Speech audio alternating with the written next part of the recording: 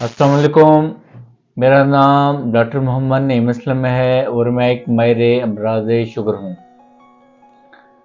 आज की वीडियो का बनाने का मकसद ये है कि शुगर के मरीज़ हैं, जब भी वो रोज़ा रखें तो वो इसको बआसानी रख सकें।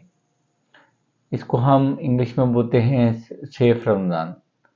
तो जब भी शुगर के मरीज़ ने ये मजहबी फरीज़ा सर अंजाम देना है तो उसके दौरान उसको किन किन बातों का ख्याल रखना है, किन सूरत हाल में शुगर के मरीज़ ने रोज़े को फौरी तौर पर अफ्तार कर देना है।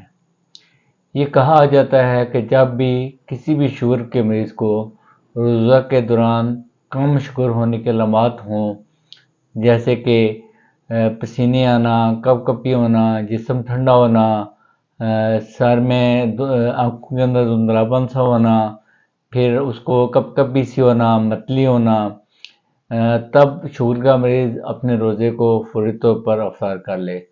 दूसरा ये कहा जाता है कि शुगर का मरीज़ दिन के मुख्तलिफ़ औक़ात में अपनी ब्लड शुगर को ज़रूर चेक करे।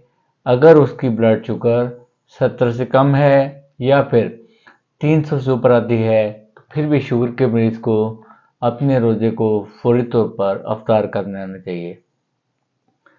जो गाइडलाइंस हैं डार की, वो ये भी कहती हैं कि जब भी एक शुगर के मरीज़ की शुगर है वो 90 या 100 तक हो तो वो हर घंटे के बाद अपनी ब्लड शुगर को ज़रूर चेक करे। अगर उसकी ब्लड शुगर 70 से कम होना स्टार्ट हो जाए तो उसको रोज़े को फौरी तौर पर अफ्तार कर देना चाहिए।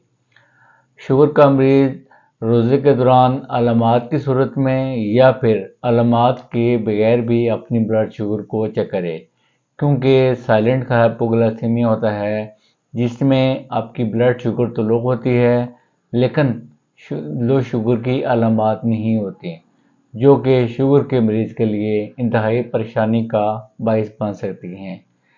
बेहतर ये है कि एक शुगर का मरीज़ सहरी से 2 घंटे बाद और अफ्तारी से 2 घंटे पहले ब्लड शुगर ज़रूर चेक किया करे।